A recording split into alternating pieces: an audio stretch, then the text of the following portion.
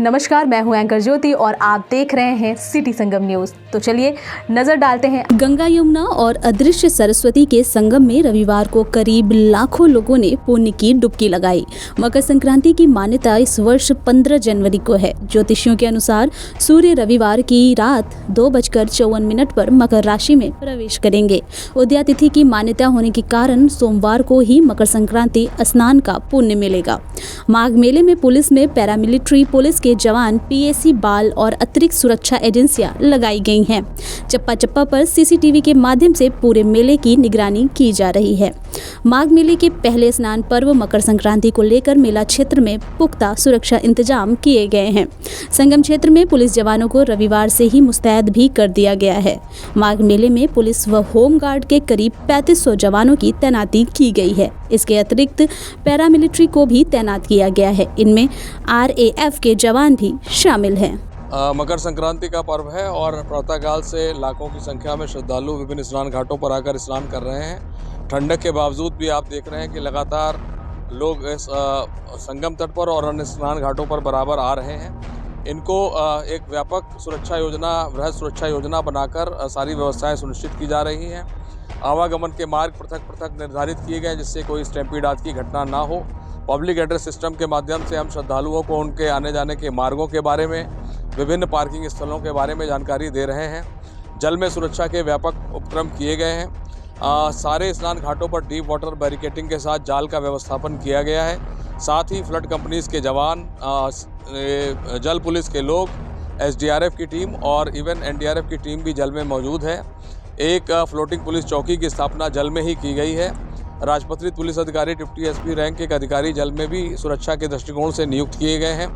मेले में 14 थानों का सृजन किया गया है। 41 पुलिस चौकियों की स्थापना की गई है। साथ ही साथ जो इंटीग्रेटेड कमांड कंट्रोल सेंटर है वो लगातार क्रियाशील है।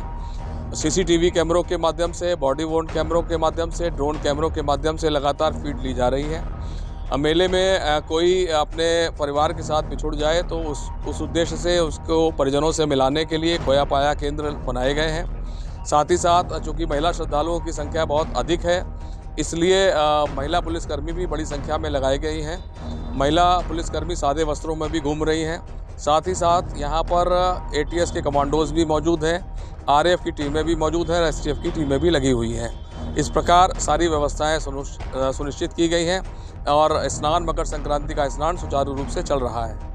परिस्थितियों को देखते हुए क्या अलग से एजेंसियां लगाएंगी? जी, हम लोगों के पास लगातार इंटेलिजेंस की इनपुट्स हम लोग संकलित कर रहे हैं। बॉम्ब डिस्पोजल स्क्वाड लगे हुए हैं। BTDS और AS चेक टीम्स जो है क्षेत्र में मौजूद है, अपना कार्य कर रही हैं और क्राउड मैनेजमेंट के दृष्टिकोण से कंटिजेंसी प्लान्स भी बनाए गए हैं। अगर संगम पे दबाव बहुत ज़्यादा बढ़ता है तो हम किस प्रकार से श्रद्धालु प्रबंधन करेंगे जिससे कि सुगमता से वो और सुरक्षित स्नान कर सकें।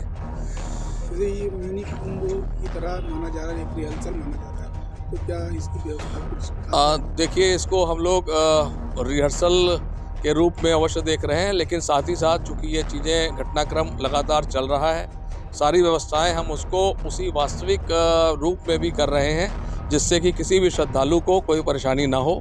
ये बात ज़रूर है क्योंकि इसके बाद अगला वर्ष 2025 का जो माघ मास है वो योग के कारण महाकुंभ की श्रेणी में है।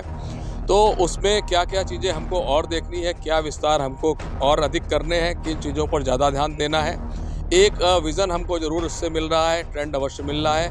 किस प्रकार से हम मॉडर्न टेक्नोलॉजीज़ का, आधुनिक तकनीकी का आगे आने वाले कुंभ में प्रयोग कर सकेंगे।